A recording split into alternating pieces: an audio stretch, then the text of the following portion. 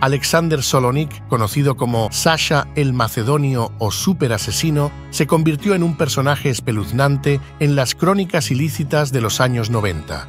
Su presencia intimidante, combinada con una habilidad notable para disparar con ambas manos, le valió una reputación que resonaba en los círculos criminales de la época. Era tan audaz que, mientras estuvo tras las rejas, se enfrentó a hasta con 12 prisioneros al mismo tiempo, ganándose un respeto casi mítico entre sus compañeros reclusos. Este es un delincuente que traspasó fronteras europeas y, al igual que sus víctimas, no vivió para conocer el nuevo milenio. Alexander Solonik, el Super Asesino.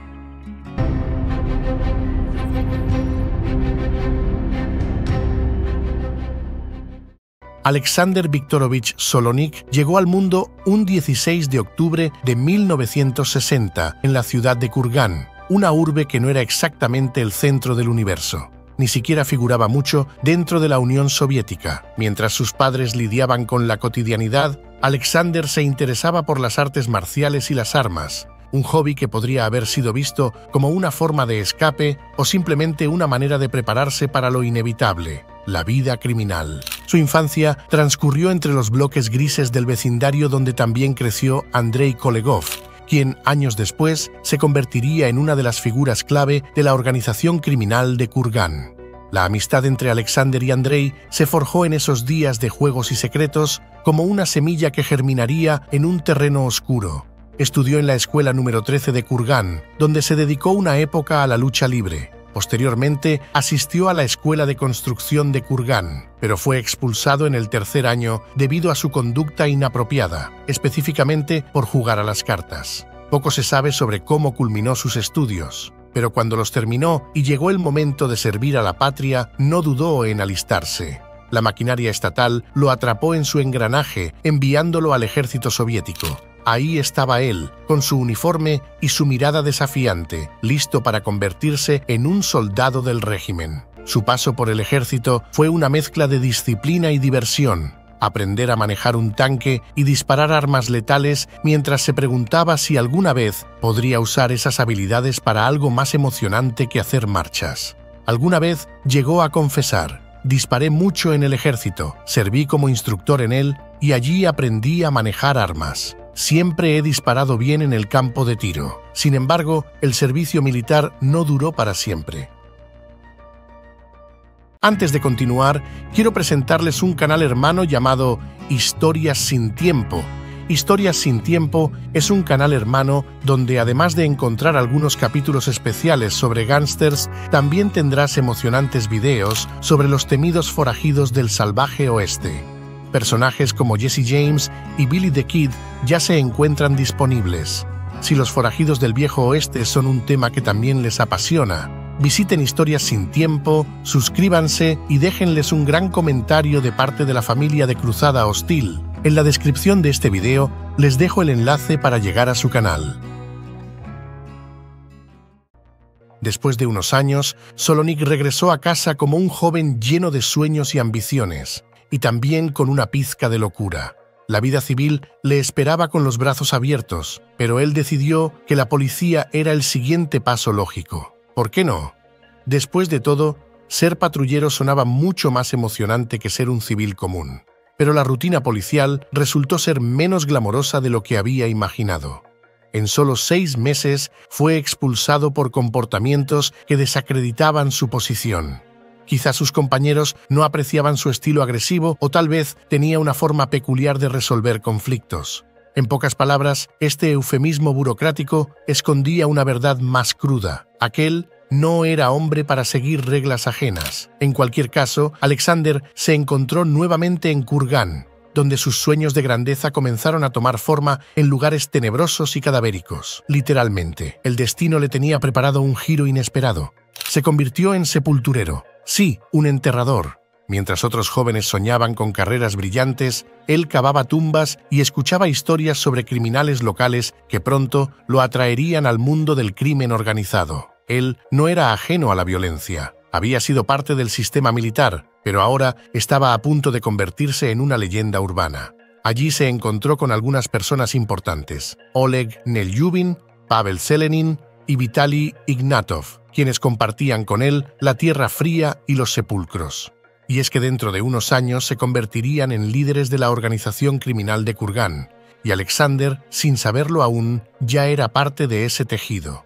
Mientras tanto, sus matrimonios fueron tan exitosos como su carrera policial, breves y tumultuosos. En un intento por domesticar su vida, Alexander se casó y tuvo una hija, pero la estabilidad familiar no era su destino. El matrimonio se desmoronó, como si no pudiera coexistir con su esencia errante.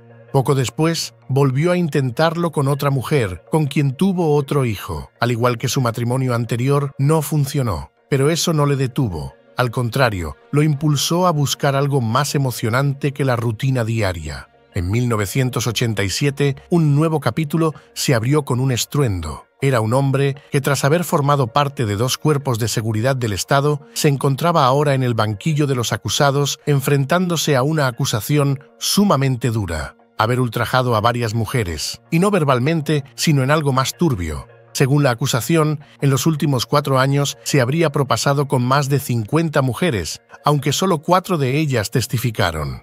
Elena Komiakova, Tatiana Kaneeva, Elena Borisova y Vera Baklanova fueron las valientes. La tercera de ellas habría quedado embarazada de él y perdería al bebé en el 6º mes de gestación. Durante el juicio, su colega Andrei Kolegov se presentó como testigo para defenderlo. «Inocente», gritaba Kolegov desde las gradas, mientras Solonik sonreía con esa confianza que solo tienen los que saben que la vida es un juego de cartas, y él juraba tener un as bajo la manga. Sin embargo, la justicia no le sonrió. Fue declarado culpable y sentenciado a 8 años en prisión. 8 años que prometían ser una montaña rusa de adrenalina y violencia.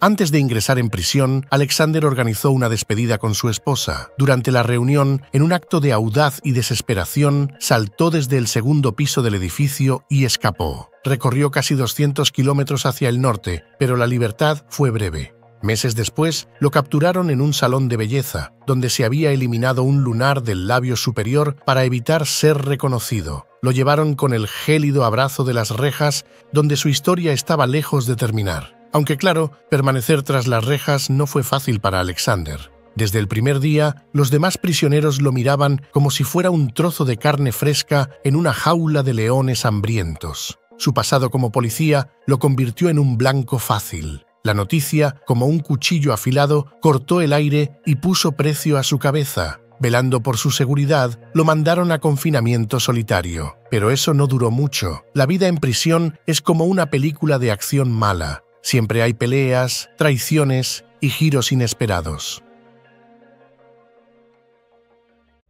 Fue rápidamente trasladado a la población general, donde rápidamente se hizo famoso por su habilidad para defenderse. Una vez se enfrentó a una situación extrema cuando fue marcado para morir por otros reclusos. Como si se tratase de una película de ninjas, se encontró rodeado por un grupo de hasta 12 hombres que intentaban atacarlo. La leyenda cuenta que recibió inesperadamente un golpe seco en la nuca con una pala. Los acosadores no paraban de reír, con la víctima tirada en el piso. Estaba adolorido, pero en lugar de ceder al pánico o rendirse, Solonik se convirtió en un torbellino de furia y habilidad.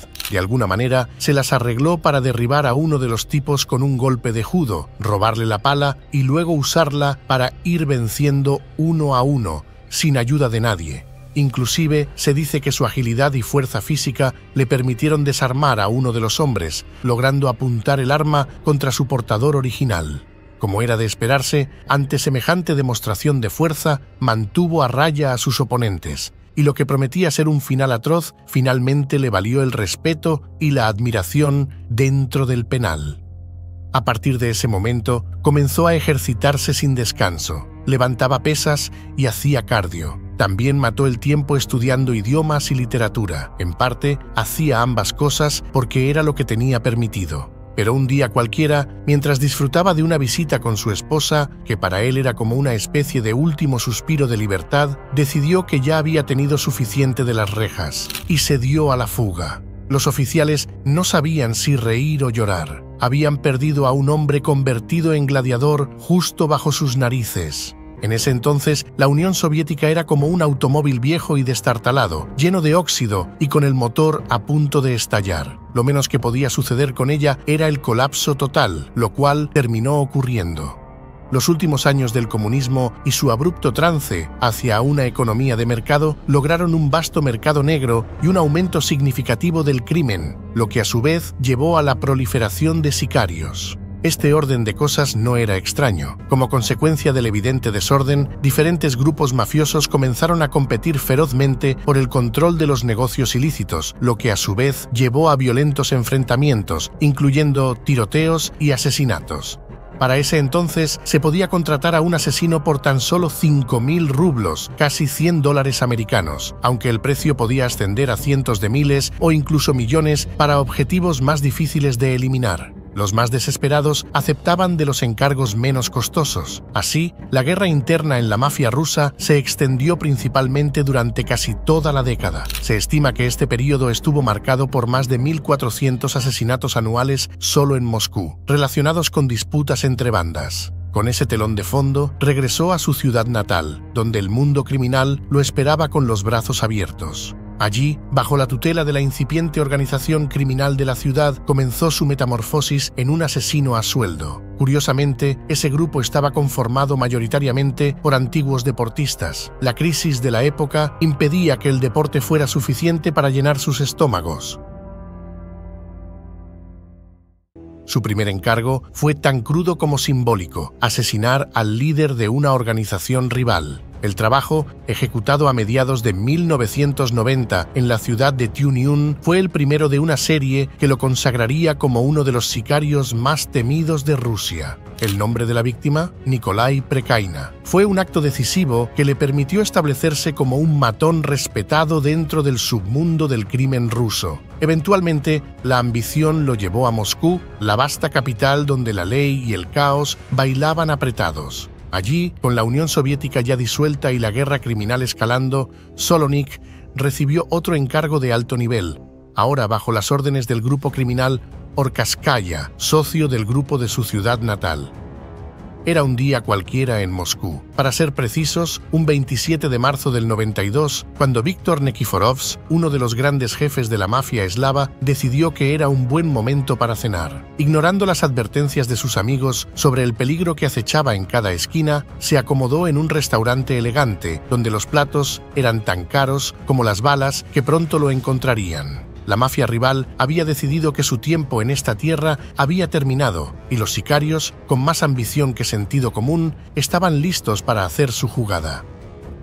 Mientras Nikiforovs disfrutaba de su comida, un grupo de matones entró al lugar como si fueran los protagonistas de una película de acción. Sin necesidad de una escena de introducción, abrieron fuego. Las balas volaron como si fueran fuegos artificiales en plena celebración del Año Nuevo. Nikiforovs, quien había sido el rey de la infamia, se convirtió en una víctima más en el juego mortal del ajedrez criminal.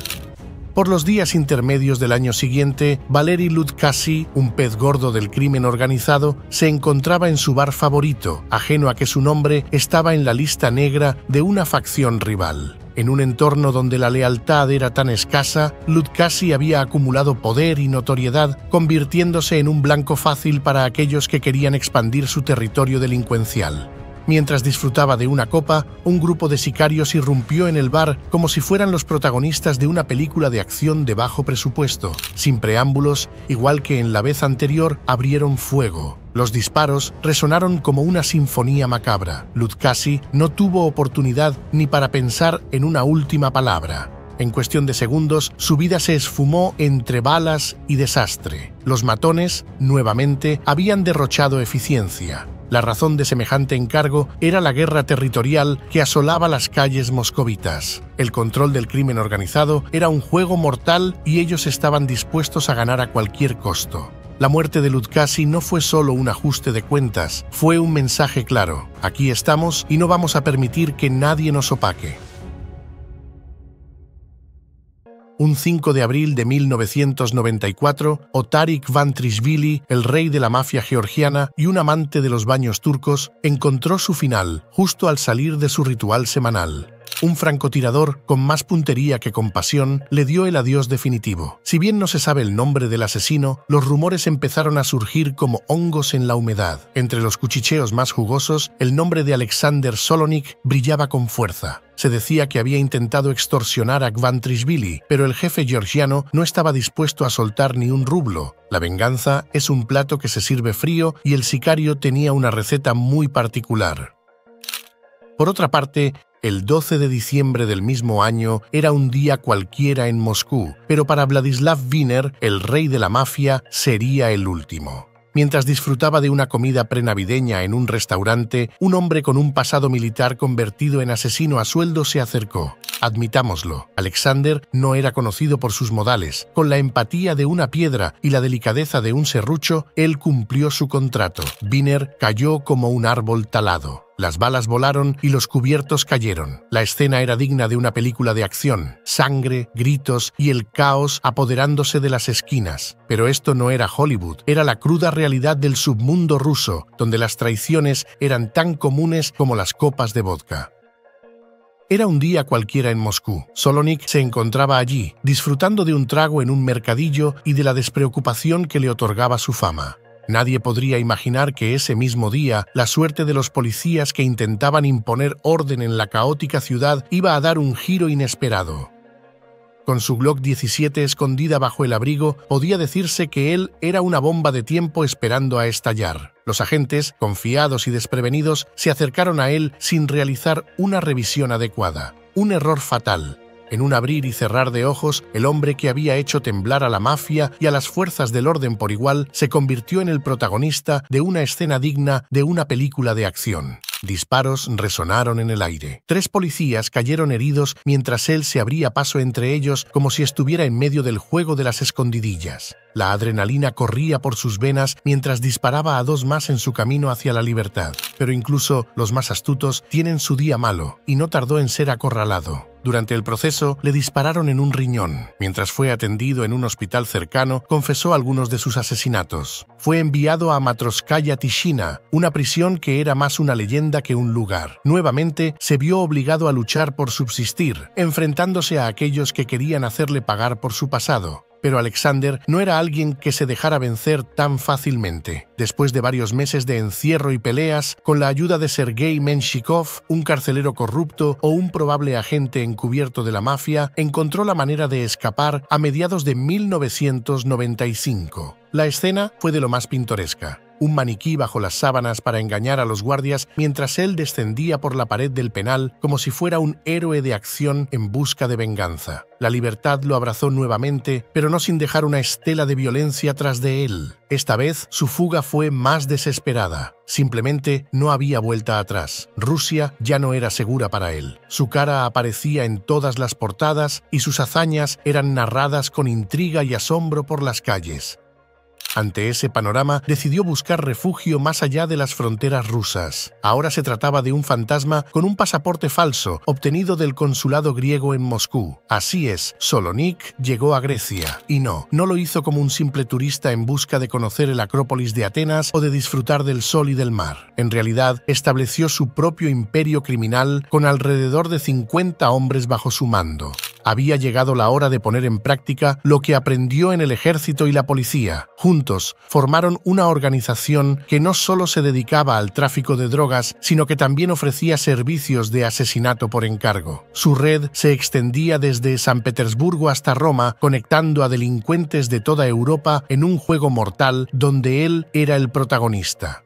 Compró varias villas en los suburbios y convirtió esos lugares en fortalezas fortificadas donde la mafia podía operar sin temor a ser molestada por las autoridades griegas o rusas. Pero no solo eso, también pasó por el quirófano para cambiar su apariencia. Después de todo, ser un pillo es duro y siempre hay alguien buscando venganza o justicia. ¿Por qué no jugar al escondite con la ley? La vida en Grecia le ofrecía un respiro temporal, un escenario perfecto para llevar a cabo sus operaciones sin la constante presión del FSB ruso. Como si no fuera eso suficiente, cualquier mujer no podía ser su amante. Él solo quería a las mises y supermodelos. Una de las más famosas habría sido Svetlana Kotova, modelo de ropa.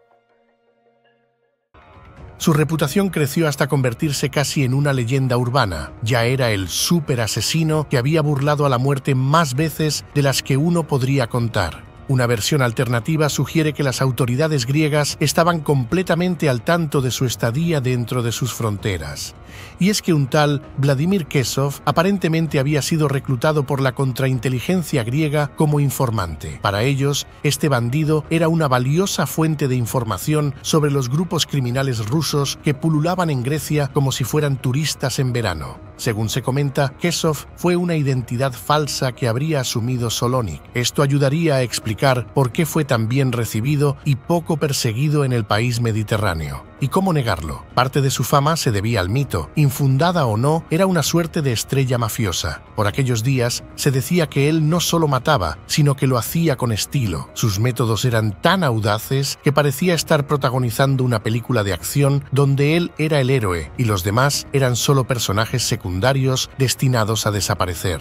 Sin embargo, la actividad delictiva no es un paseo por el parque. Pronto se vio envuelto en una serie de incidentes violentos que harían temblar a cualquier persona normal. Los asesinatos eran su pan diario. Orquestaba emboscadas y eliminaciones con la precisión de un director de orquesta. Muchos hombres importantes cayeron de las formas más rocambolescas por sus propias manos. Cada golpe era una sinfonía macabra compuesta por disparos y gritos ahogados, vehículos acribillados, persecuciones, francotiradores, calles cerradas, forenses en la escena del crimen, maletas llenas de dólares, todo un espectáculo dantesco. A la par, sus villas se convirtieron en arsenales. Todo aquello empezaba a llamar mucho la atención, incluyendo a varios empresarios de dudosa honorabilidad que no veían con buenos ojos su desarrollo personal. Era todo un imperio del terror que disfrutaría por poco tiempo. El 14 de octubre del 96, en un rincón del vestíbulo del Hotel Mekzdunneronaya, Solonik aguardaba como un gato acechando a su presa. Su objetivo, Andrei Lukashov, un empresario de San Petersburgo que llegó a la ciudad para cerrar unos negocios. Para emprender su jugada, el asesino recibió la señal de su cómplice Nesterov. La escena era casi teatral. Un Volkswagen Passat se detuvo y la víctima, acompañado de su esposa, se dirigió hacia la tienda Ital Moda. En un instante, la tranquilidad se vio interrumpida por el estruendo del rifle Kalashnikov y Lukashov cayó como un muñeco de trapo, dejando atrás las ilusiones de grandeza. Los médicos llegaron tarde y el empresario fue declarado muerto al llegar al hospital. El delincuente no lo sabía entonces, pero ese sería su último trabajo conocido, y es que, entre febrero y marzo del año siguiente, los periódicos griegos llenaron sus titulares con un descubrimiento macabro. A 25 kilómetros de Atenas, las autoridades encontraron el cuerpo de un hombre sin documentos de identidad. Parecía llevar varios días muerto. El cadáver, rígido y mudo, inicialmente fue un acertijo difícil de descifrar, pero las investigaciones con huellas dactilares confirmaron lo inevitable. Era él, ese infame sicario ruso cuya lista de enemigos superaba cualquier recuento conocido. Pues sí, el 31 de enero de 1997, semanas antes del hallazgo, Alexander Solonik, el hombre cuya leyenda había sembrado miedo desde Rusia hasta Grecia, encontró su fin en la intimidad de su propia villa a los 36 años de edad. La muerte llegó disfrazada de confianza en las manos de un viejo conocido, Alexander Pustovalov, alias Sasha el Soldado, un matón a sueldo de los Orekhovskaya, quien lo estranguló hasta extinguir el último aliento de su vida. El mismo hombre que había sido parte de su círculo se convirtió en su verdugo. La muerte de Solonik no fue un cierre, sino un detonante. Las villas que había utilizado como centros de operación en los suburbios de Atenas fueron allanadas por las autoridades. En ellas, la policía encontró un arsenal que hablaba de planes no concluidos, armas, municiones y la estela de un trabajo pendiente en Italia. Una última misión, un último encargo que nunca llegaría a cumplirse. El cuerpo fue enterrado en el tercer cementerio de Atenas. Su madre, aún viva, quería que su hijo fuera enterrado en su natal Kurgán, pero nunca recibió una respuesta a su petición. Durante 3 años nadie se ocupó de su tumba, así que en marzo del 2000, siguiendo las leyes griegas, se eliminó su lugar de entierro. Los empleados del cementerio desenterraron sus restos y los trasladaron a un hoyo, donde fueron disueltos en ácido clorhídrico. Desde entonces, en el lugar donde estaba su tumba, solo quedó una lápida con un apellido diferente. Se le considera uno de los criminales más peligrosos e intocables del mundo, casi imposible de capturar debido a su influencia y poder en círculos criminales. Y por si fuera poco, está asociado a la Bratva, la poderosa mafia rusa. Semyon Mogilevich.